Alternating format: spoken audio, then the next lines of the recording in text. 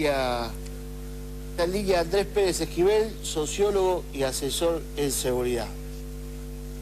Hola Andrés. ¿Qué tal? Buenas noches. Hola. Hola, ¿me escuchás? Sí, escucho.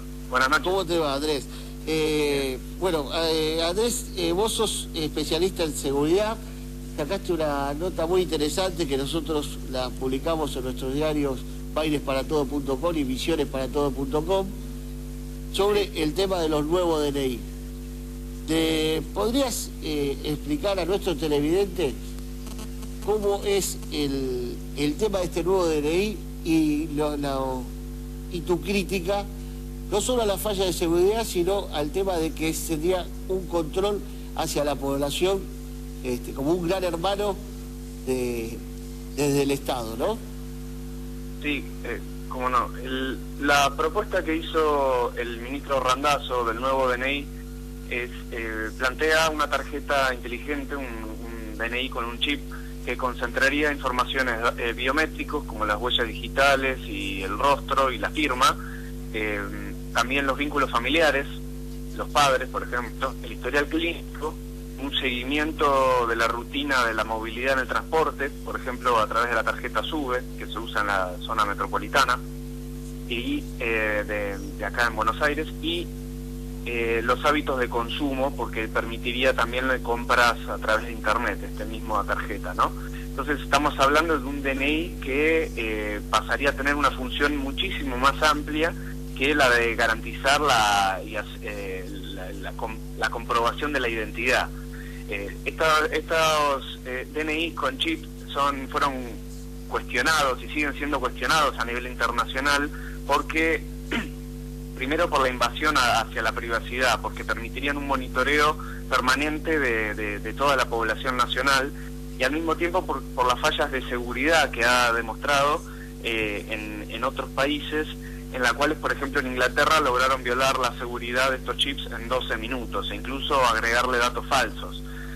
Por estos motivos, Inglaterra, cuando quisieron implementar esto, la presión social hizo que tuvieran que cancelar la iniciativa, y lo mismo sucedió en Francia y otros países que prohibieron este tipo de base de datos. Esa es un poco la propuesta que planteó Randazzo. Muy pocos países las aplican, estaríamos hablando de menos de 5 a nivel mundial, y nos convertiría a nosotros más o menos en un país experimental, poniéndonos un poco en riesgo. Ahora decime, ¿vos pensás que esto forma parte de un plan de control, un plan de inteligencia, sí, abiertamente, de control poblacional, y aparte, como vos decís, que sería un estado de prueba, o crees que es parte de un proyecto que maneja el Estado Nacional? Porque el tema de los DNI no solo es muy cuestionado por el negocio, sino porque, por ejemplo, nosotros lo sufrimos acá en Misiones, y sí. Formosa pasó lo mismo, que la cantidad de DNI que el Ministerio del Interior hizo a partir del 2011 fueron incontrolables. Y ahora supuestamente lo quieren cambiar de nuevo con una cosa, con un control y con un sistema que también puede servir para manipular hasta elecciones, diríamos, ¿no? Claro, el DNI, que el Estado asegure la identidad de los ciudadanos es uno de los derechos humanos más fundamentales que hay, porque a través de esa identidad se habilitan el resto de los derechos. Entonces es importante que los documentos se limiten a eso y no a que sean una especie de llave maestra hacia toda nuestra vida y nuestra rutina. Eso ya es un exceso que no es prácticamente innecesario y nos puede poner en riesgo.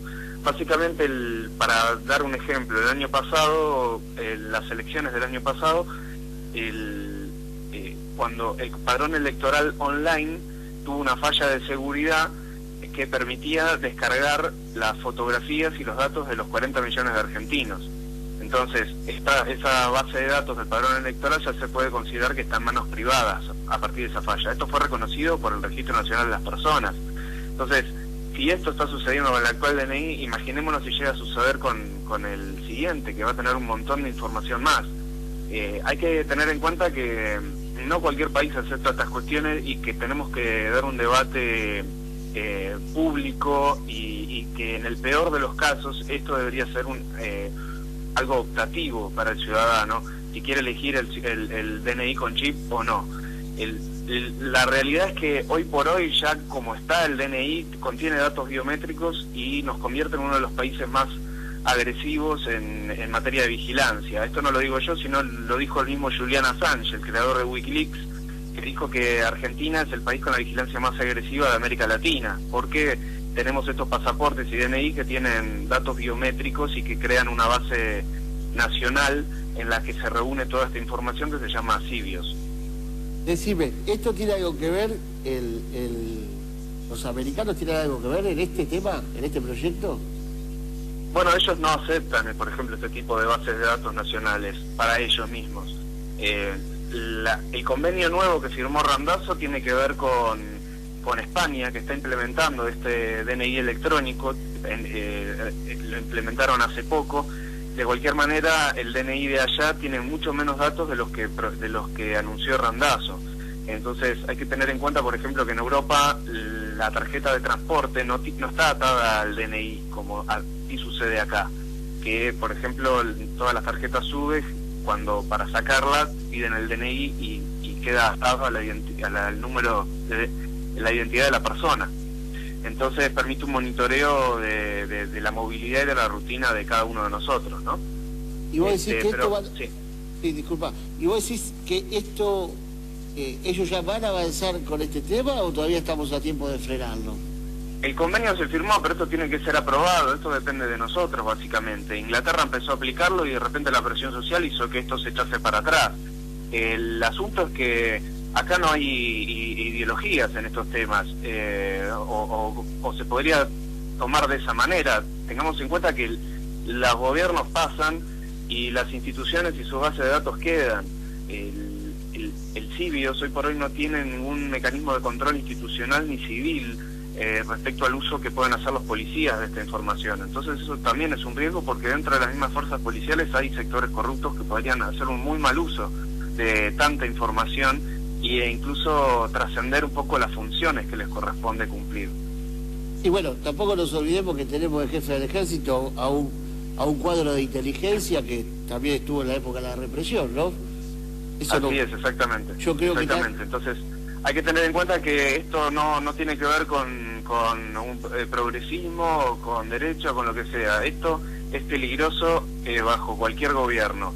Y en especial porque todas las tecnologías son vulnerables y puede llegar a caer en manos de organizaciones criminales que podrían sentarse en igualdad de condiciones y llegasen a acceder a toda esta base de datos y extorsionar a cualquier gobierno nacional. Bueno, así que vamos a tener que estar atentos y te pido que cada vez que tengas alguna información nos hagas llegar o te podamos sacar al aire, porque es bueno tomar conciencia no solo de lo que sucede, porque esto está sucediendo hoy por hoy en Buenos Aires, pero nos involucra a todo el país. Por supuesto, esto involucra a todo el país, como vos dijiste, los DNI. Bueno, gracias Andrés, y nos mantenemos en contacto. Hasta luego.